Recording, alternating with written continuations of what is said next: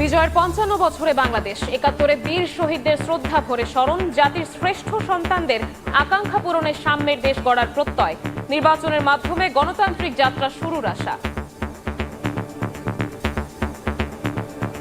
স্বাধীনতা যে প্রকৃত সুখ সেটা এখনো আমরা অর্জন করতে পারিনি। আমাদের পরিবার নিয়ে কিভাবে শান্তিতে পথ চলতে পারবো, আমাদের প্রত্যাশা এটাই। দেশে ওরকম একজন সরকার আসুক যাতে আমাদের দেশটা সুন্দরভাবে গড়ে তুলতে পারবে। নির্বাচনের মাধ্যমে গণতন্ত্রকে যেমন সুদৃঢ় করবে, তেমনি জনগণের কাছে সরকারকে জবাবদিহি করতে বাধ্য করবে। গৌরবের দিনে প্যারেড গ্রাউন্ডে মনোমুগ্ধকর প্যারাট্রুপিং, বর্ণাঢ্য আর উপভোগ করলেন দর্শনার্থীরা।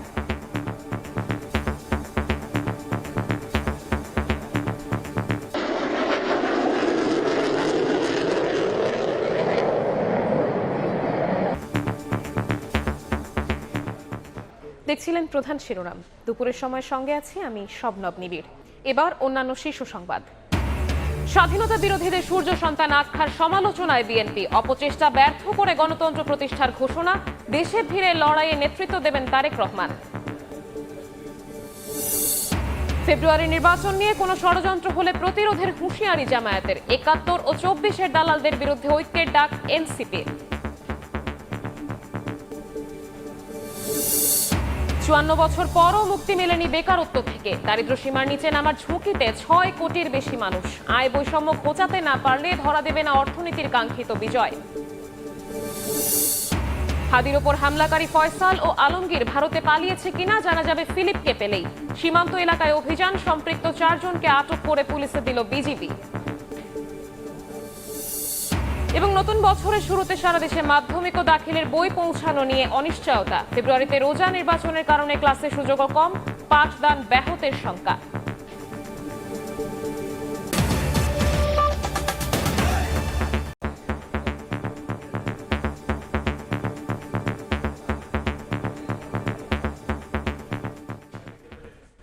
বিজয়ের ৫৫ বছরে বাংলাদেশ, লাখো আত্মত্যাগের বিনিময়ে ১৯৭১-এর ১৬ই ডিসেম্বরের বিজয়ের মধ্য দিয়ে বিশ্ব মানচিত্রে জানান দেয় এক অখণ্ড সার্বভৌম দেশ বাংলাদেশ। ভোর থেকে নানা শ্রেণী পেশার মানুষের ঢল নামে বীরত্ব গাঁথা জাতীয় স্মৃতিসৌধে। এত বড় অর্জনের আয়োজনেও মানুষের হতাশা, বিজয় অর্জন হলেও প্রকৃত মুক্তি ও শান্তির স্বাদ মেলেনি আজও। বৈষম্যহীন মানবিক বাংলাদেশ গড়ার স্বপ্ন তাদের। আশরাফুল ইসলামের ক্যামেরায় সানবির রূপলের রিপোর্ট। ১৬ ডিসেম্বর একটি তারিখ নয়, একটি জাতির আত্মপরিচয়ের ঘোষণা।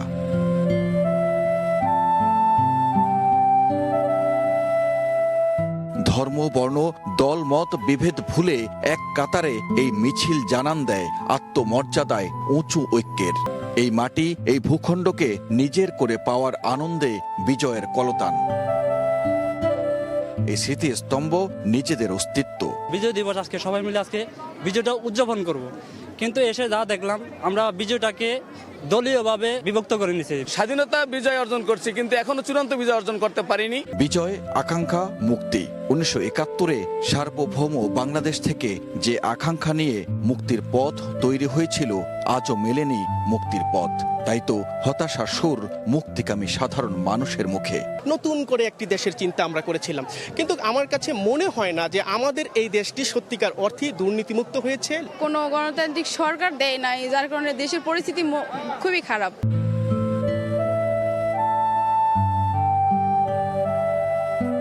২০২৫ সালে দাঁড়িয়ে বিজয়ের এই দিনে নতুন করে স্বপ্ন দেখে বাঙালি। স্বপ্ন দেখে এমন এক বাংলাদেশের যেখানে থাকবে ন্যায় বিচার, মানবিকতা ও সমতার শাসন, যেখানে শিশুর হাসি হবে নিরাপদ, তরুণের স্বপ্ন হবে দৃঢ়, আর প্রবীণের জীবন হবে সম্মানের। মহান বিজয় দিবস আমাদের কেবল অতীতের গল্প শোনায় না, বিবেককে নাড়া দেয়, চেতনাকে জাগ্রত করে। এই বিজয় শিখিয়েছে অন্যায়ের কাছে মাথা নত না করতে, শিখিয়েছে আত্মমর্যাদা নিয়ে বেঁচে থাকতে। লাল সবুজের পতাকা আমাদের মনে করিয়ে দেয় এই দেশ ভালোবাসার, এই দেশ রক্ষা করার। আমার হাতে থাকা এই পতাকা, আমি যেখানে দাঁড়িয়ে আছি, এই মাটি, ওই যে স্তম্ভটি, সেই স্তম্ভকে ঘিরে আজকে এত মানুষের যে আনন্দ উল্লাস, সেটি একটি চূড়ান্ত বিজয় অর্জনের মধ্য থেকেই সম্ভব হয়েছে। তবে এখনও চূড়ান্ত বিজয় অর্জন হয়নি। সাধারণ মানুষ বলছেন যে অর্থনৈতিক মুক্তি, শান্তি, মানবিক মর্যাদা সব কিছু থেকে এখনও পিছিয়ে আছে আমাদের বাংলাদেশ। তাই সবাইকে দেশপ্রেমে উদ্বুদ্ধ হয় প্রথম কাজ বলে মনে করেন তারা। আসুন সবাই মিলে সব ভেদাভেদ ভুলে সামনের বাংলাদেশকে গড়ে তুলতে এক কাতারে এসে সবাই মৌন মগজে ধারণ করে মুখে বলি, আমি বাংলাদেশ, আমরাই বাংলাদেশ, ভালোবাসি বাংলাদেশ। সানবীর রূপল, সময় সংবাদ, সাভার, ঢাকা। এই মুহূর্তে জাতীয় স্মৃতিসৌধে আছেন সহকর্মী শাতিলা শারমিন এবং ফারুক ভূঁইয়া রবিন। সরাসরি যাচ্ছি তাদের কাছে। শাতিলা, আবারও আমন্ত্রণ জানাচ্ছি। এই দুপুরের সময় আমরা দেখতে পাচ্ছি জাতীয় স্মৃতিসৌধে এখনো অনেক মানুষের আনাগোনা, যারা আসলে শ্রদ্ধা জানাতে এসেছিলেন এই জাতির বীর সন্তানদের। এই স্মৃতিসৌধে শ্রদ্ধা জানানোর পর অনেকেই স্মৃতিসৌধটা ঘুরে দেখছেন। ঘুরে দেখার অনেকগুলো বিষয় রয়েছে, কারণ এখানে স্মৃতির একটি বড় অংশ আমরা পাই এই স্মৃতিসৌধের প্রাঙ্গণে। যখন থেকে এই স্মৃতিসৌধ প্রতিষ্ঠা হয়েছে তার আগেরও কিন্তু কিছু ইতিহাস রয়েছে। চলে যাই রবিনের কাছে। রবিন, খুব ছোট করে, আমাদের হাতে খুব বেশি সময় নেই, জাতীয় স্মৃতিসৌধ প্রাঙ্গণটা আসলে কেন খুব গুরুত্বপূর্ণ? এক হলো যে আমাদের যারা শহীদ রয়েছেন তাদের প্রতি শ্রদ্ধা জানানো, এবং একই সঙ্গে জাতীয় স্মৃতিসৌধের যে 7টি স্তম্ভ রয়েছে সেই 7টি স্তম্ভ কিন্তু যে 7টি সংগ্রামের নিদর্শন বহন করে। যদি বলতে চাই যে 1952 সাল, 1952 ভাষা আন্দোলন, 54 যুক্তফ্রন্ট নির্বাচন, কিংবা 58-62 শিক্ষা আন্দোলন, 66 6 দফা আন্দোলন, 69 গণ অভ্যুত্থান, 71 মুক্তিযুদ্ধ, এই যে ধাপে ধাপে যে 7টি ঐতিহাসিক ক্ষণ পের হয়ে আমরা যে মুক্তিযুদ্ধ করেছে এবং সেখানে যে বিজয় লাভ করেছে তারই নিদর্শন হিসেবে কিন্তু এই যে স্মৃতির স্তম্ভটি বা স্মৃতিসৌধ সেটি কিন্তু দাঁড়িয়ে রয়েছে। এবং একটি কথা আপনি বলছিলেন যে মানুষের ভিড় বাড়ছে, আমরা কিন্তু সকালবেলা অতি ভোরে যেটি দেখেছিলাম যে রাষ্ট্রীয় আচার সেটি সম্পন্ন হয়েছিল, তারপরে যেটি দেখেছিলাম যে রাজনৈতিক দল, বিভিন্ন সামাজিক সাংস্কৃতিক সংগঠনগুলোর পক্ষ থেকে এখানে শ্রদ্ধা নিবেদন করা হয়েছিল। এবং এখন আসলে আমরা যেটি দেখতে পাচ্ছি মানুষের যথেষ্ট ভিড়, এবং এখানে কিন্তু বলা যায় যে বেশিরভাগই একেবারে আম জনতা, মানে সাধারণ মানুষ যারা রয়েছেন তারাই কিন্তু এখন আসছেন, শ্রদ্ধা নিবেদন করছেন। পরিবার পরিজন নিয়ে ঘুরতে এসেছেন, হাতে ধরে সন্তানকে নিয়ে এসেছেন, পরিচয় করিয়ে দিচ্ছেন তার অগ্রজদের ইতিহাস, দেশের ইতিহাসের সঙ্গে। এছাড়া আজকে যেহেতু একটি সরকারি ছুটির দিনও, সে কারণেও সবাই আসলে যে বিনোদনের যে সময়টা তারা দিচ্ছেন, সেই বিনোদনের সময়টা তারা চাচ্ছেন যে এই বিজয় দিবসটা তারা উদযাপন করার জন্য সবাই এই যে সকাল থেকে ঘর থেকে বেরিয়ে এসেছেন এবং সারা দিনব্যাপী তারা বিজয় দিবসটি উদযাপন করছেন। এই উদযাপনটা আসলে বাঙালির রন্ধে রন্ধে রয়েছে, এবং এই রন্ধে রন্ধে রয়েছে বলেই কিন্তু 54 বছর পরেও আমরা দেখি হাজারো লাখো মানুষ এই জাতীয় স্মৃতিসৌধে আসেন। যারা এই জাতীয় স্মৃতিসৌধ পর্যন্ত আসতে পারেন না, সারা দেশ জুড়েই কিন্তু এই বর্ণাঢ্য আয়োজনটা চলমান থাকে। আমরা বেশ কয়েক বছর ধরে, গত কয়েক বছর ধরে কিন্তু আমরা বিভিন্ন ধরনের বিপদের মধ্য থেকে বাংলাদেশ গেছে। করোনা কাটিয়ে উঠেছে বাংলাদেশ, তারপরে 24-এর গণ অভ্যুত্থান ছিল, সব কিছু মিলে বেশ কয়েকটা বছর আসলে টালমাটাল অবস্থায় যাওয়ার কারণে এত ভিড় কিন্তু এবারই আমরা দেখতে পাচ্ছি যে এবার কিন্তু অনেক ভিড় হয়েছে। এবং সাধারণ মানুষ কিন্তু তার মনের আনন্দে পরিবার পরিজন নিয়ে জাতীয় স্মৃতিসৌধে যেমন ঘুরতে এসেছেন, তেমন কিন্তু তারা এখানে এসে সেই ইতিহাসের সাক্ষী হতে চাচ্ছেন, যে ইতিহাস তৈরি করেছিল একটি দেশ, একটি পতাকা। রবিন, আমার সহকর্মী ফারুক ভূঁইয়া রবিনের সাথে আমি পুরোটা সময় আজকে জানানোর চেষ্টা করেছিলাম সময়ের পর্দায়, যে সরাসরি জাতীয় স্মৃতিসৌধ থেকে সর্বশেষ সংবাদটুকু দিতে চেয়েছি আপনাদেরকে। আমি শাতিলা শারমিন বিদায় নিচ্ছি। এখন সময় সংবাদের পর্দা থেকে হয়তো আরও কোনো আয়োজনে আমার সহকর্মীরা আপনাদের আরও বিস্তারিত জানাবেন। জাতীয় স্মৃতিসৌধ থেকে সরাসরি যুক্ত হয়েছিলেন সহকর্মী শাতিলা শারমিন এবং ফারুক ভূঁইয়া রবিন। যাদের রক্তে বিশ্ব মানচিত্রে স্বাধীন বাংলাদেশের অভ্যুদয় হয়েছিল, সে বীর সন্তানদের প্রতি শ্রদ্ধা জানিয়েছেন রাষ্ট্রপতি মোহাম্মদ শাহাবুদ্দিন ও প্রধান উপদেষ্টা ডক্টর মোহাম্মদ ইউনূস। ভোরে জাতীয় স্মৃতিসৌধে ফুল দেন তারা। শহীদদের আকাঙ্ক্ষা পূরণে আগামী নির্বাচনের মাধ্যমে বাংলাদেশের গণতান্ত্রিক যাত্রা শুরু হবে বলে জানান দুই উপদেষ্টা। নিজামুদ্দিনের ক্যামেরায় নাজমুস সালেহের রিপোর্ট। পূব আকাশে নতুন সূর্যোদয়ে এলো মুক্তির দিন। জাতির শ্রেষ্ঠ সন্তানদের বীরত্বে মহান বিজয়ের 55 বছরে বাংলাদেশ। যাদের রক্তে লেখা এই বিজয়, তাদের প্রতি শ্রদ্ধা জানাতে জাতীয় স্মৃতিসৌধে রাষ্ট্রপ্রধান মোহাম্মদ শাহাবুদ্দিন সশস্ত্র সালাম, বিউগলে করুণ সুর আর ফুলেল শ্রদ্ধায় স্মরণ করলেন বীর শহীদদের।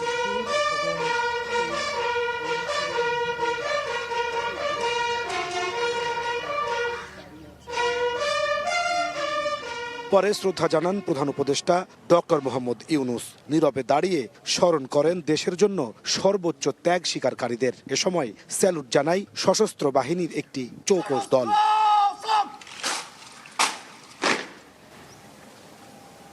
রাষ্ট্রপতি ও প্রধান উপদেষ্টার পর শ্রদ্ধা জানান প্রধান বিচারপতি ও উপদেষ্টা পরিষদের সদস্যরা।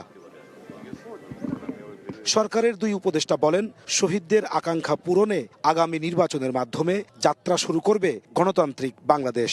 নির্বাচনের মাধ্যমে একটা ভিত্তি স্থাপন হবে, যে ভিত্তিটা গণতন্ত্রকে যেমন সুদৃঢ় করবে, তেমনি জনগণের কাছে সরকারকে জবাবদিহি করতে বাধ্য করবে এবং একটা বৈষম্যহীন শোষণমুক্ত সমাজ গড়ার যে স্বপ্নটা আমাদের এখনো রয়ে গেছে, অধরা রয়ে গেছে, সেটা আমরা পূর্ণতার দিকে নিয়ে যাওয়ার যাত্রাটা শুরু করতে পারবো। আমাদের সে অসামান্য বীর মুক্তিযোদ্ধাদের অবদান, আমাদের দেশ গড়ার যে প্রত্যয়, সেগুলি সব মনে পড়ে এবং এই 16 ডিসেম্বরের যে প্রত্যয়, সেটা আমাদের মধ্যে ছিল দেখেই আমরা এই ঐতিহাসিক জুলাই গণ অভ্যুত্থানের মাধ্যমে বাংলাদেশকে পুনর্নির্মাণের একটা সুযোগ করে নিতে পেরেছি। রাষ্ট্রীয় আনুষ্ঠানিকতা শেষে জাতীয় স্মৃতিসৌধ উন্মুক্ত করে দেয়া হয় সর্বসাধারণের জন্য।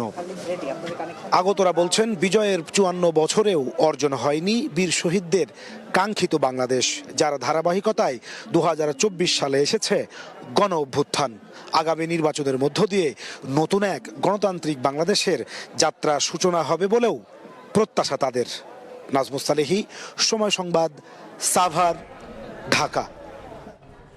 বিজয় দিবস উপলক্ষে জাতীয় প্যারেড গ্রাউন্ডে হয়ে গেল মনোমুগ্ধকর প্যারাট্রুপিং। সশস্ত্র বাহিনীর 54 জন সদস্য জাতীয় পতাকা নিয়ে নেমে আসেন শূন্য থেকে। একসঙ্গে এত প্যারাট্রুপারের পতাকা হাতে আকাশ থেকে লাফিয়ে পড়ার ঘটনা বিশ্বে প্রথম। আয়োজনে অংশ নেন প্রধান উপদেষ্টা সহ আমন্ত্রিত অতিথিরা। মিজানুর রহমান মিন্টু ও নিজামুদ্দিনের ক্যামেরায় নাজমুস সালেহীর আরও একটি রিপোর্ট।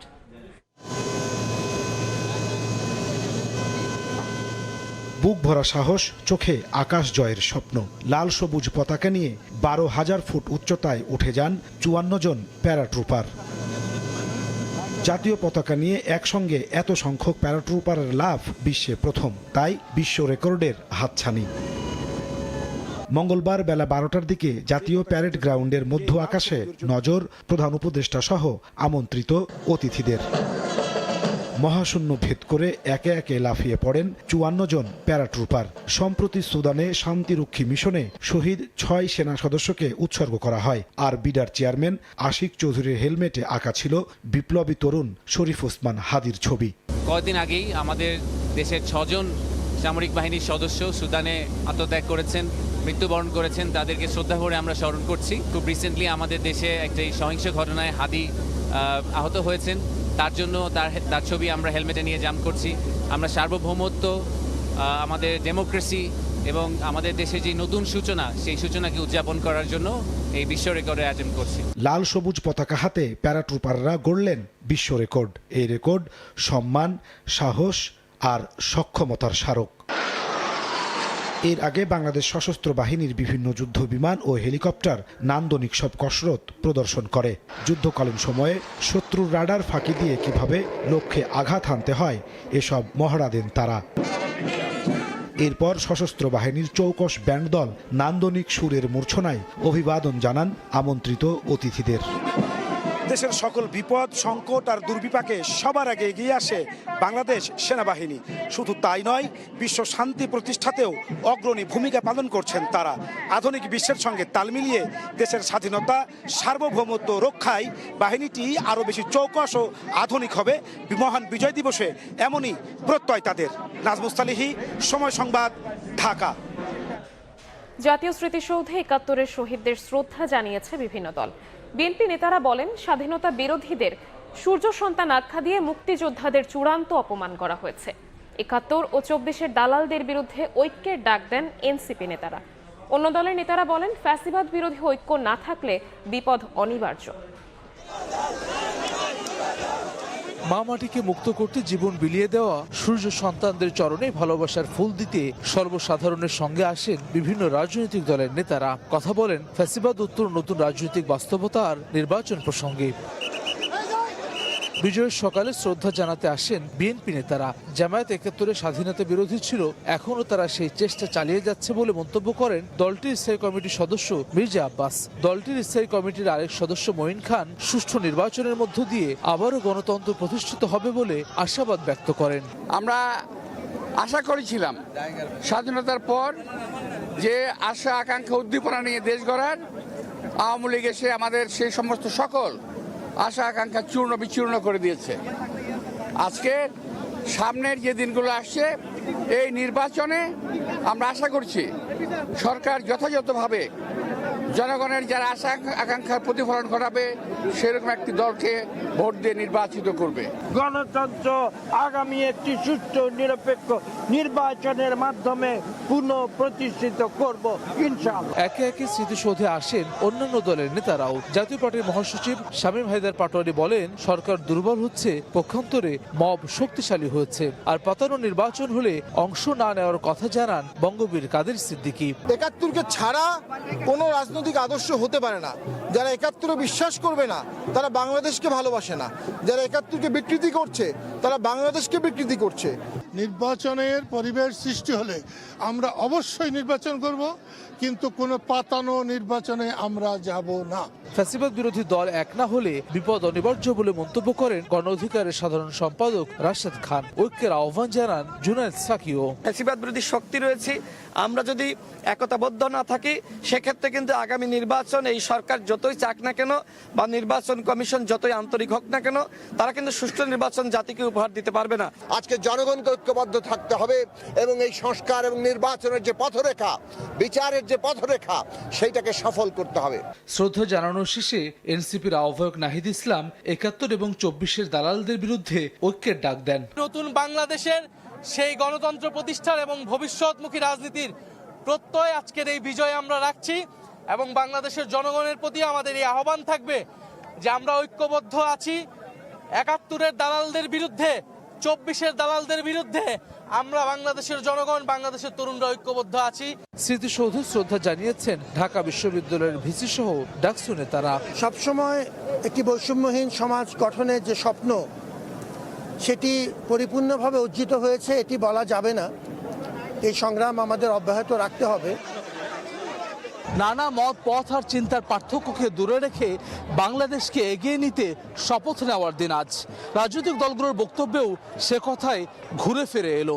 লক্ষ্য মুক্তিযোদ্ধাদের কাঙ্ক্ষিত সাম্য, মানবিক মর্যাদার সামাজিক সুবিচারের বাংলাদেশ। হাসান ওয়ালি, সময় সংবাদ, জাতীয় স্মৃতিসৌধ, সাভার, ঢাকা।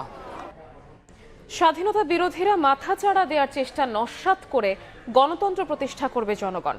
বিজয় দিবসে বিএনপির প্রতিষ্ঠাতা শহীদ রাষ্ট্রপতি জিয়াউর রহমানের সমাধিতে শ্রদ্ধা নিবেদন শেষে মন্তব্য করেন দলটির মহাসচিব মির্জা ফখরুল ইসলাম আলমগীর। আরও বলেন, দেশে ফিরে গণতন্ত্রের লড়াই আরও বেগবান করবেন তারেক রহমান। বিজয় দিবসে মুক্তিযুদ্ধের শহীদদের বিনম্র শ্রদ্ধায় স্মরণ করছে পুরো জাতি। মঙ্গলবার সকাল থেকেই স্বাধীনতার ঘোষক ও বিএনপির প্রতিষ্ঠাতা শহীদ রাষ্ট্রপতি জিয়াউর রহমানের সমাধিতে শ্রদ্ধা জানাতে ঢল নামে নেতাকর্মীদের। সিনিয়র নেতাদের সঙ্গে নিয়ে দলের মহাসচিব মির্জা ফখরুল ইসলাম আলমগীর শ্রদ্ধা নিবেদন করেন। পরে দলের প্রতিষ্ঠাতার আত্মার শান্তি কামনায় মোনাজাতে অংশ নেন বিএনপি নেতারা। শ্রদ্ধা নিবেদন শেষে বিএনপি মহাসচিব জানান, আবারও মাথা চাড়া দিয়ে ওঠার চেষ্টা করছে স্বাধীনতা বিরোধীরা। আজকে স্বাধীনতার শত্রুরা যারা স্বাধীনতার বিরুদ্ধে করতে অবস্থা নিয়েছিল, আজকে তারা আবার মাথা চাড়া দিয়ে উঠতে চায়। বাংলাদেশের মুক্তিকামী মানুষ, বাংলাদেশের স্বাধীনতাকামী মানুষ, বাংলাদেশের গণতন্ত্রকামী মানুষ তাদের সমস্ত ষড়যন্ত্রকে নস্যাৎ করে দিয়ে অবশ্যই বাংলাদেশের স্বাধীনতা সার্বভৌমত্বকে অটুট রাখবে।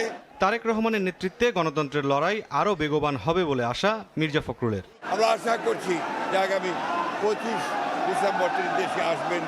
তার এই দেশে আসা যেন গণতন্ত্রের লড়াইকে, সংগ্রামকে আরও বেগবান করে। গণতন্ত্র প্রতিষ্ঠার সংগ্রাম অব্যাহত রাখতে সবার প্রতি আহ্বান জানান বিএনপি মহাসচিব। মুরসালিন হক জুনায়েদ, সময় সংবাদ, ঢাকা। নির্বাচন নিয়ে কোনো ষড়যন্ত্র হলে প্রতিহত করার হুঁশিয়ারি দিয়েছেন জামায়াতের আমির ডাক্তার শফিকুর রহমান। আর সেক্রেটারি জেনারেল মিয়া গোলাম পরওয়ারের আশা, ভোটে বিজয়ী হবে আধিপত্যবাদ বিরোধী ইসলামী শক্তি। জামায়াতের বিজয় ম্যারাথনের উদ্বোধনীতে এসব কথা বলেন তারা। বাঙালির গৌরবোজ্জ্বল বিজয়ের দিনটি উদযাপনে ভিন্নধর্মী কর্মসূচি বাংলাদেশ জামায়াত ইসলামীর। ঐতিহাসিক সোহরাওয়ার্দী উদ্যান থেকে শুরু করে মানিক মিয়া এভিনিউ পর্যন্ত বিজয় ম্যারাথন। মঙ্গলবার সকাল 7টায় দলটির যুব শাখা আয়োজিত কর্মসূচিতে রাজধানীর নানা সড়ক ঘুরে হাজারো নেতাকর্মীর ঢল শেষ হয় জাতীয় সংসদের সামনে নির্মিত অস্থায়ী মঞ্চে গিয়ে। 2.5 ঘণ্টাব্যাপী ম্যারাথন শেষে সমাপনী বক্তব্যে জামায়াতের সেক্রেটারি জেনারেল মিয়া গোলাম পরওয়ার বলেন, গত 54 বছর যাবৎ একটি আধিপত্যবাদী শক্তি জনগণকে স্বাধীনতার সত্যিকারের স্বাদ নিতে দেয়নি। আগামী নির্বাচনে আধিপত্যবাদ বিরোধী ইসলামী শক্তিকেই জনগণ ম্যান্ডেট দিয়ে সংসদে পাঠাবে বলেও মন্তব্য করেন তিনি। বিজয়ের প্রকৃত অর্থ হলো একটি দেশ ও জাতির রাজনৈতিক স্বাধীনতা, গণতন্ত্র, ভোটাধিকার, মানবিক অধিকারের স্বাধীনতা। আধিপত্যবাদী শক্তি আমাদের উপরেই সব স্বাধীনতাগুলো কেড়ে নিতে চেয়েছিল।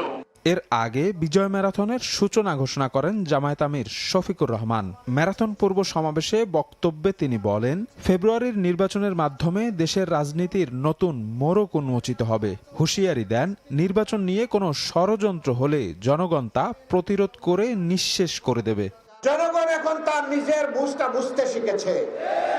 কোনো কালো হাত সামনের দিকে এগিয়ে আসলে সেই কালো হাত জনগণ বশ করে দেবে। সুষ্ঠুভাবে অনুষ্ঠানের জন্য এখন নির্বাচন কমিশনকে তাদের দায়িত্ব যথাযথভাবে পালন করতে হবে।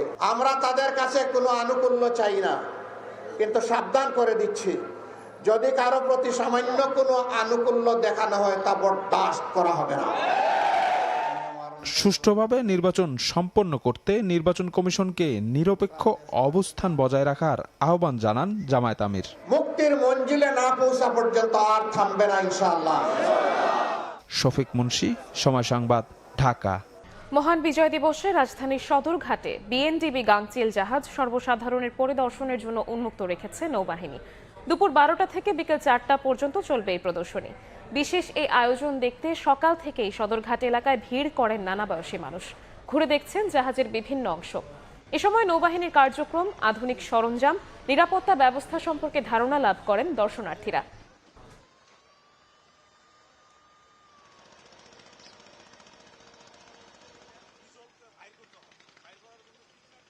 আপনারা জেনে আনন্দিত হবেন যে আজ এই মহান বিজয় দিবস উপলক্ষে আমাদের কমান্ডার ঢাকা নৌ অঞ্চলের অধীনস্থ এই জাহাজটি সর্বসাধারণের পরিদর্শনের জন্য উন্মুক্ত রাখা হয়েছে। এই জাহাজটি সম্পূর্ণ বাংলাদেশি প্রযুক্তিতে আমাদের খুলনা শিপইয়ার্ডে নির্মিত। এই বছরের গত 25 জুলাই আমাদের জাহাজটি মাননীয় নৌবাহিনী প্রধান কর্তৃক কমিশন প্রাপ্ত হয়েছে। মহান বিজয় দিবস উপলক্ষে চট্টগ্রাম নেভাল জেটিতে সর্বসাধারণের পরিদর্শনের জন্য উন্মুক্ত রাখা হয়েছে নৌবাহিনীর যুদ্ধ জাহাজ। সেখানে আছেন সহকর্মী ফেরদৌস লিপি, সরাসরি যাচ্ছি তার কাছে। বাংলাদেশ নৌবাহিনী তা দেখতে উপচে পড়া ভিড় সাধারণ মানুষের আমরা দেখেছি। এই ভিড় দুপুর 12টা থেকে শুরু হয়েছে এবং উৎসুক জনতা কিন্তু বাংলাদেশ নৌবাহিনীর যে সক্ষমতা, সেই সক্ষমতা নিজের চোখে দেখছেন এবং আশপাশ থেকে তো বটে, দূর দূরান্ত থেকে কিন্তু সাধারণ মানুষ এসেছেন। এবং আপনারা জানেন যে বাংলাদেশের স্বাধীনতা যুদ্ধে অর্থাৎ এই যে বিজয় ছিনিয়ে আনা 71 সালে, সেখানে বাংলাদেশ নৌবাহিনীর একটি গৌরবোজ্জ্বল ভূমিকা ছিল। সেই ভূমিকার কথা এখানে যারা আছেন নৌবাহিনীর কর্মকর্তারা তারা তুলে ধরছেন। পাশাপাশি সমুদ্র জয়ে যে যুদ্ধ জাহাজ, এই যুদ্ধ জাহাজের যে সক্ষমতা, সেই সক্ষমতা কিন্তু সাধারণ মানুষকে বর্ণনা করছেন দায়িত্বরত যারা নৌবাহিনীর কর্মকর্তারা আছেন তারা, অর্থাৎ দূর দূরান্ত থেকে যারা আসছেন তারা 54 বছরে বাংলাদেশে যে সামরিক শক্তির যে সক্ষমতা, সেই সক্ষমতা নিজের যেই জানান, সেই জানানটা জানতেই কিন্তু এখানে এসেছেন এসেছেন এবং আপনারা জানেন যে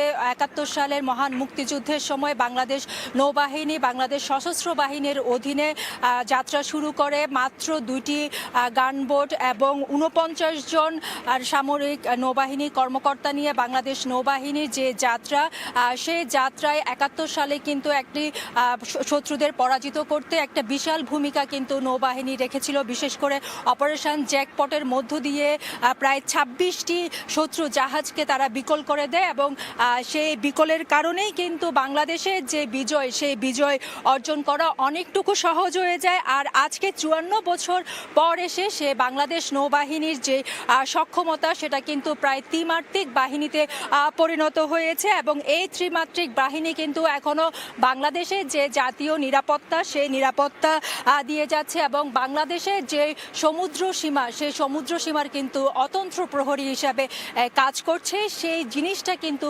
বাংলাদেশের জনগণ এই বিজয়ের দিনে, বিজয় উৎসবের দিনে তারা প্রত্যক্ষ করছে। তো এই ছিল আমার কাছে এখনো পর্যন্ত চট্টগ্রামের যে নেভাল জেটি, তার সর্বশেষ। চট্টগ্রাম নেভাল জেটি থেকে সরাসরি যুক্ত হয়েছিলেন সহকর্মী ফেরদৌস লিপি।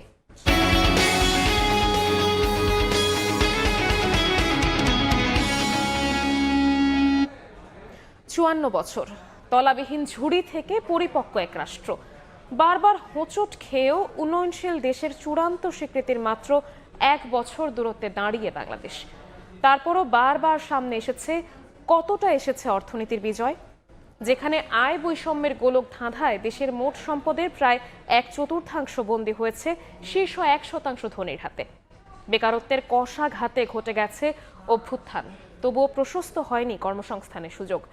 বড় বড় প্রকল্পে বদলে যাচ্ছে কৃষি প্রধান দেশের কৃষির গতি প্রকৃতি। বিশেষজ্ঞরা বলছেন, বেকারত্ব দূর করে আয় বৈষম্য ঘোচাতে না পারলে ধরা দেবে না অর্থনীতির কাঙ্ক্ষিত বিজয়। জিন্নাতারা যশোয়ার রিপোর্ট। একটি ভূখণ্ডের বিজয় আর হাজারো স্বপ্ন, গুটি গুটি পায়ে পার হয়েছে 54 বছর। তবে স্বপ্ন পূরণ হলো কতটা হলো দেশের অর্থনীতির বিজয়? হিসেব কষতে থাকি ইটপাথরের নগরী থেকে। এখানে অট্টালিকার ভিড়ে রোজ মিলিয়ে যায় ছোট ছোট স্বপ্ন, রোজ চলে খোলা আকাশে ঘুড়ি ওড়ানোর যুদ্ধ। তবে মাথার উপরের ছাদটাই যে নড়বড়ে। মানুষ ইনকাম করতে পারে না, তাহলে আমার দোকানে খাইবো কিভাবে? 500 টাকা বাজারে নিয়ে গেলে 3টা বছর নিলে আর কোনো টাকা পয়সা নাই। বড় বড় প্রকল্পে স্বস্তি মিলেছে নগরবাসীর। মেট্রো রেল মতিঝিল থেকে উত্তরায় নিয়ে যায় মাত্র 35 থেকে 40 মিনিটে। আবার একই শহরে 3 বেলা খাদ্যের নিশ্চয়তা পেতে 1.5-2 ঘন্টা অনায়াসেই কেটে যায় টিসিবির লাইনে দাঁড়িয়ে। 10টা থেকে এখন 11টার উপরে বাজে, এতক্ষণ দাঁড়াইছি। ব্যয় হয়েছে কিন্তু আমাদের আয় হয় না, আর কি বাড়ে না। স্বাধীনতার 52 বছরের মাথায় কর্মসংস্থানের নিশ্চয়তার জন্য ঘটে গেছে এক ঐতিহাসিক অভ্যুত্থান। তবুও বেকারত্বের অভিশাপ থেকে বের হতে পারছে না দেশ। আশা করেছিলাম যে এরপরে হয়তোবা বেকারদের ভাগ্য উন্নয়নের জন্য পরবর্তীতে কোনো কাজ করা হবে। আমি পছন্দের সাবজেক্ট নিয়ে পড়াশোনা করছি, সেই সাবজেক্ট অনুযায়ী আমি জব পাইতেছি না। নভেম্বরে প্রকাশিত হওয়া বিশ্ব ব্যাংকের এক প্রতিবেদন বলছে, যে কোনো সময় দারিদ্র্য সীমার নিচে নেমে যাওয়ার ঝুঁকিতে আছে 6,20,00,000 মানুষ। 2023 থেকে 2024 সালের মধ্যে 20 লাখ কর্মসংস্থান কমেছে। 2025 সালে আরও 8 লাখ কর্মসংস্থান কমার আশঙ্কা রয়েছে। ডিসেম্বরে প্রকাশিত ওয়ার্ল্ড ইনইকুয়ালিটি রিপোর্ট 2026-এর তথ্য, দেশের মোট সম্পদের প্রায় 1/4 রয়েছে সবচেয়ে ধনী 1% মানুষের হাতে। স্বাধীনতার পর অর্থনীতি ঘুরে দাঁড়িয়েছিল যেই কৃষিতে ভর করে ফিরতে চাই সেই তেপান্তরের মাঠে। বিশেষজ্ঞরা বলছেন, অর্থনীতির কাঙ্ক্ষিত বিজয় অর্জনে ঘোচাতে হবে আয় বৈষম্য, লাগাম টানতে হবে বেকারত্বের। আমাদের যা অর্জন হয়েছে এটা আমি মনে করি যে এটাতে আমাদের গর্বিত হওয়ার অনেক কিছু আছে, বাট একটা অন্তর্ভুক্তিমূলক উন্নয়ন, কর্মসংস্থান, বিনিয়োগ, এইটার সংশ্লেষ করে বাংলাদেশকে সামনের দিকে 21শ শতাব্দীতে এগিয়ে যেতে হবে। সামাজিক খাতে অবশ্য ব্যয় বাড়িয়েছে সরকার, সেখানেও শুভঙ্করের ফাঁকি। বিশ্বব্যাংকের তথ্য, সবচেয়ে দরিদ্র 20% পরিবারের মাত্র অর্ধেক সামাজিক সহায়তা পায়। যে ভূখণ্ডকে তুলনা করা হয়েছিল তলাবিহীন ঝুড়ির সঙ্গে, সেই ভূখণ্ড এখন পরিপক্ক এক রাষ্ট্র। কখনো হোঁচট খেয়েছে, আবার কখনো মাথা তুলে দাঁড়িয়েছে। তবে কোথাও বড় পার্থক্য রয়ে গেছে সুষম বন্টনে। তাই তো বিশেষজ্ঞরা বলছেন, বিজয় মানে বৈষম্য দূর করা, বিজয় মানে অর্থনৈতিক স্বাধীনতা নিশ্চিত করা। তাই তো লাল সবুজের প্রতিটি মানুষের একটাই প্রত্যাশা, বিজয় পূর্ণতা পাক বাংলাদেশে। জিন্নাতারা যশোয়া, সময় সংবাদ, ঢাকা। 40 বছর ধরে অসংখ্য খুশির মিছিলে ছিল আইডিয়ালসি, থাকবে আগামীতেও। ইনকিলাব মঞ্চের মুখপাত্র শরীফ ওসমান হাদির উপর হামলাকারী দুজন সীমান্ত পার হয়েছেন নাকি দেশে আছেন, এই প্রশ্নের মীমাংসার জন্য ময়মনসিংহের ফিলিপস নালকে হন্যে হয়ে খুঁজছে আইনশৃঙ্খলা রক্ষাকারী বাহিনী। বিজিবি বলছে তাকে ধরতে পারলেই জানা যাবে হামলাকারীদের তথ্য। এরই মধ্যে ফিলিপের সঙ্গে সম্পৃক্ততা রয়েছে এমন 4 জনকে আটক করে পুলিশে দিয়েছে বিজিবি। উবায়দুল হকের রিপোর্ট। ওসমান হাদিকে গুলি করা ফয়সাল করিম মাসুদ ও আলমগীর শেখের হদিস পায়নি আইন শৃঙ্খলা বাহিনী। যদিও গুঞ্জন রয়েছে ময়মনসিংহ সীমান্ত দিয়ে দেশ ছেড়েছেন তারা। ময়মনসিংহ হালুয়াঘাট সড়কের ধারাবাজার এলাকার মুন ফিলিং স্টেশন, সেখানে শুক্রবার রাতে প্রাইভেট কার থেকে দুজন নেমে ফিলিপস নাল নামে এক ব্যক্তির মোটরসাইকেলে চড়ে সীমান্ত এলাকায় যান 2 ব্যক্তি। পুলিশ আসছে, এরা আসিয়া সিসি ক্যামেরা চেক করছে, চেক করে তারপর চলে গেছে। হালুয়াঘাট বাজার পার হয়ে যেতে হয় ভারত সীমান্তে। সীমান্ত লাগোয়া এই এলাকাটির নাম বুটিয়াপাড়া।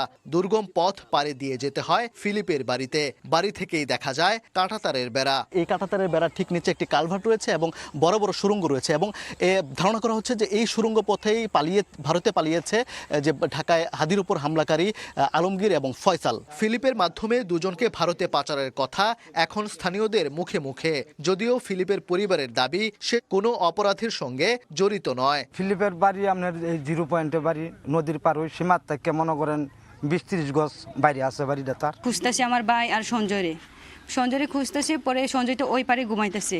পরে ওরে বলছে বিলাল মেম্বার ওরে কল দেও ওরে ডাক দেও, পরে ওই কল দিয়ে আনাইছে। সঞ্জয় যদি দোষ থাকতো সঞ্জয়কে আসতো এখানে। বিজিবি বলছে অপরাধীরা কাঁটাতারের বেড়া পেরিয়ে পালিয়ে গেছে কিনা তা নিশ্চিত হওয়া যাবে ফিলিপকে ধরলেই। মোটরসাইকেল কিন্তু এখন আমাদের ক্যাম্পেই আছে। যদি পাচার করে থাকে তাহলে ফিলিপস নাল বলতে পারবো সবচেয়ে ভালো কোন ওয়েতে কিভাবে করা হয়েছে, কিভাবে যোগাযোগ হয়েছে, ওই পারে কার সাথে যোগাযোগ হয়েছে, কত টাকা লেনদেন হয়েছে, আদৌ হয়েছে কিনা, আদৌ পাচার করেছে কিনা। শুটিং মিশনে অংশ নেয়া দুজন ও ফিলিপকে গ্রেফতারে অভিযানের পাশাপাশি সীমান্তে নিরাপত্তা আরও জোরদার করেছে বিজিবি। উবায়দুল হক, সময় সংবাদ, ময়মনসিংহ। নতুন বছরের শুরুতে সারা দেশে মাধ্যমিক ও দাখিলের বই পৌঁছানো নিয়ে অনিশ্চয়তা দেখা দিয়েছে। শিক্ষকরা বলছেন ফেব্রুয়ারিতে রোজা, নির্বাচনের কারণে ক্লাসের সুযোগও কম, এতে ব্যাহত হতে পারে পাঠদান। তবে জানুয়ারির মধ্যেই সব বই বিতরণের প্রত্যাশা শিক্ষা কর্মকর্তার। রংপুর থেকে আব্দুর রশিদ জীবনের রিপোর্ট, ছবি তুলেছেন তারিকুল ইসলাম। বিনামূল্যে বিতরণের পর থেকেই বছরের শুরুর দিনে নতুন বই হাতে পাওয়ার অপেক্ষায় থাকে শিক্ষার্থীরা। তবে বিগত বছরগুলোতে রংপুরে এই সময়ে বেশিরভাগ বই পৌঁছালেও সেই ধারাবাহিকতা এবার ভাটা পড়েছে। প্রাথমিকে শতভাগ বই আসলেও মাধ্যমিকের জন্য বই এসেছে চাহিদার 46%, আর দাখিলের জন্য এসেছে মাত্র 16%। এছাড়াও ইবতেদায়ী, ভোকেশনাল সহ বেশিরভাগ পর্যায়ের চাহিদার অর্ধেক বইও পায়নি স্কুলগুলো। শিক্ষকরা বলছেন আসছে বছর রোজা, নির্বাচন, বিভিন্ন বোর্ড পরীক্ষা সহ নানা জটিলতায় স্কুলগুলোতে ক্লাস কম হবে। তাই জানুয়ারির মধ্যে সব বই দেয়া না গেলে ক্ষতিগ্রস্ত হবে শিক্ষার্থীরা। আমাদের কয়েকদিন আগে শুধু ক্লাস 6-এর বই এসছে আর 9-এর অল্প কিছু বই এসছে। কোনো তথ্য এখনো আসেনি যে কবে নাগাদ দেয়া হবে, এই তথ্য এখনো পাইনি। বইটা প্রথমেই হলে শিক্ষার্থীদের অনেক উপকার হয় এবং আমাদের পাঠদানেও সহায়ক হয় আর কি। যদি বাচ্চারা 1 তারিখে উৎসব আনন্দ চায় তারা চায় বই পাবে 1 তারিখে, নতুন একটা ইমেজ থাকবে দিতে। তারপর আবার এবার ফেব্রুয়ারিতে আবার জাতীয় নির্বাচন আছে, আমাদের রমজান আছে। বইটা আগে পাইলে বাচ্চারা ছুটির সময়টা বাচ্চা বই পড়তে পারে বাচ্চারা। যদিও ডিসেম্বরের মধ্যে সব বই পাওয়ার আশা জেলা শিক্ষা কর্মকর্তার। আশা করি আমরা জানুয়ারি 1 তারিখে বই বাচ্চাদের হাতে ইনশাল্লাহ পৌঁছে দিতে পারবো। হয়তো প্রতিষ্ঠানে বই পৌঁছে যাচ্ছে, প্রতিষ্ঠান থেকে এটা বিতরণ হবে, কিন্তু উৎসব আসলে হবে কিনা এটি আসলে এখন আমরা কোনো নির্দেশনা পাইনি। এবার রংপুরে মাধ্যমিক পর্যায়ের বইয়ের চাহিদা 46 লাখ। এখন পর্যন্ত জেলায় পৌঁছেছে মাত্র 46% বই। আব্দুর রশিদ জীবন, সময় সংবাদ, রংপুর। দেশের বাইরের খবর। জার্মানিতে রাশিয়া ইউক্রেন যুদ্ধ বন্ধে ইউরোপীয় নেতাদের সঙ্গে বৈঠক করলেন জেলেনস্কি। এ নিয়ে ইউক্রেনের প্রেসিডেন্ট ভলোদিমির জেলেনস্কি বলেছেন, আলোচনা সহজ না হলেও ফলপ্রসূ হয়েছে। নিরাপত্তা নিশ্চয়তা ছাড়া ইউক্রেনকে ভূখণ্ড ছাড় দিতে চাপ দেওয়া যাবে না বলে একমত হয়েছে। ফিফার বর্ষসেরা পুরস্কার ঘোষণা আজ। দেমবেলে, এমবাপ্পে সহ বেস্ট ফুটবলারের সংক্ষিপ্ত তালিকায় আছেন 11 তারকা। দুর্দান্ত পারফরমেন্স উপহার দিয়ে সবশেষ ব্যালন ডিওর জিতেছেন দেম্বেলে। ফিফার বর্ষসেরা পুরস্কারের জন্য হট ফেভারিট ক্যান্ডিডেট এই ফ্রেঞ্চম্যান। তালিকায় আরও আছেন Mbappe, Hakimi, Kane, Mendes, Palmer, Pedri, Raphinha, Salah, Vitinha ও ইয়ামাল। 7 কোচের সংক্ষিপ্ত তালিকায় আছেন আর্তেতা, এনরিকে ও ফ্রিকের মতো হেভিওয়েটরা। সেরা গোলরক্ষক হওয়ার লড়াইয়ে নামছেন বেকার, কোর্তোয়া ও মার্টিনেসরা। জমকালো আয়োজনের জন্য প্রস্তুত কাতারের দোহা। ফেয়ারমাউন্ট কাতারা হলে বাংলাদেশ সময় রাত 11টায় শুরু হবে আনুষ্ঠানিকতা।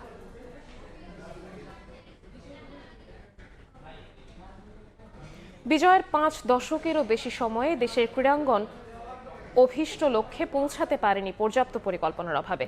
এমনটাই মনে করেন মুক্তিযুদ্ধে অবদান রাখা কিংবদন্তি ক্রীড়াবিদরা। জানিয়ে আক্ষেপ থাকলেও স্বপ্ন দেখেন দ্রুতই নিজেদের কাঙ্ক্ষিত জায়গায় পৌঁছাবে বাংলাদেশ। তবে 24-এর 5 আগস্টের পর কতটা পরিবর্তন এসেছে ক্রীড়াঙ্গনে সেই হিসেব এখনই করতে নারাজ তারা।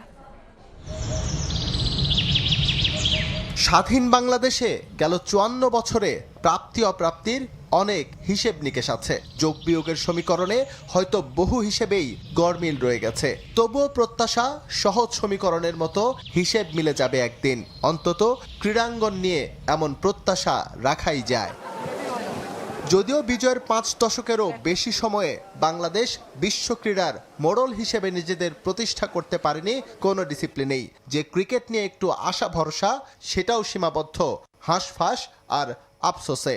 ফুটবল সহ অন্যান্য স্পোর্টসগুলোর অবস্থা একই রকম। প্ল্যানিংয়ে আরও একটু বেশি পেশাদারি তো থাকলে আমি মনে করি আরও ভালো হইতো। খুব সুন্দরভাবে যদি আমরা গোছাইতে পারতাম, জুনিয়র লেভেল থেকে নিয়ে একেবারে সিনিয়র লেভেল পর্যন্ত। টার্গেটটা তো আপনার ঠিক থাকতে হবে, এবং টার্গেটটা উল্টাপাল্টা টার্গেট তো করলে হবে না। এখানে টেকনিক্যাল ব্যাপার আছে কিছু। এইটা গেলে হয়তো আমরা এশিয়াতে এখান থেকে স্বর্ণপদক আনতে পারবো। 24-এর 5 আগস্টের পর নতুন স্বপ্ন নিয়ে এগুচ্ছে বাংলাদেশ। দিন বদলের হাওয়ায় প্রত্যাশা ছিল হয়তো বাঁক বদল করবে ক্রীড়াঙ্গন। যদিও এত অল্প সময় প্রাপ্তি অপ্রাপ্তির জটিল সমীকরণে যেতে নারাজ ক্রীড়াঙ্গনের কিংবদন্তিরা। 1 বছর তো কোনো এটা কোনো সময়ই না। খেলাটা ঠিক, সব খেলা ঠিক ওই সময় মতন চালু আছে কিনা, এটা হচ্ছে ইম্পর্টেন্ট। 1 বছরে আপনি কিছু করে দিতে পারবেন না। যে জায়গায় আমাদের থাকার কথা ছিল আমরা ঠিক ওই জায়গায় পৌঁছেছি, কিন্তু আমাদের পারফরমেন্সগুলো ধারাবাহিক হচ্ছে না। আমরা একবার উঠে আসতেছি, আবার দেখা যাচ্ছে আবার একটা ধাক্কা খেয়ে আবার নেমে যাচ্ছি। 71-এর স্বাধীনতা যুদ্ধে খেলার মাধ্যমে যারা অবদান রেখেছেন তাদের চেতনা যদি সঠিক উপায়ে কাজে লাগানো যেত, নিশ্চয়ই তার ইতিবাচক প্রভাব পড়ত ক্রীড়াঙ্গনে। SM ইকবাল, সময় সংবাদ, ঢাকা। এ পর্যায়ে শীর্ষ সংবাদগুলো জানিয়ে দিচ্ছি আরও একবার। বিজয়ের 55 বছরে বাংলাদেশ, 71-এ বীর শহীদদের শ্রদ্ধা ভরে স্মরণ। গৌরবের দিন, প্যারেড গ্রাউন্ডে মনোমুগ্ধকর প্যারাট্রুপিং, জমকালো এয়ার শো। স্বাধীনতা বিরোধীদের সূর্য সন্তান আখ্যার সমালোচনায় বিএনপি। অপচেষ্টা ব্যর্থ করে গণতন্ত্র প্রতিষ্ঠার ঘোষণা। দেশে ফিরে লড়াইয়ে নেতৃত্ব দেবেন তারেক রহমান। এবং ফেব্রুয়ারি নির্বাচন নিয়ে কোনো ষড়যন্ত্র হলে প্রতিরোধের হুঁশিয়ারি জামায়াতের। 71 ও 24-এর দালালদের বিরুদ্ধে ঐক্যের ডাক এনসিপির।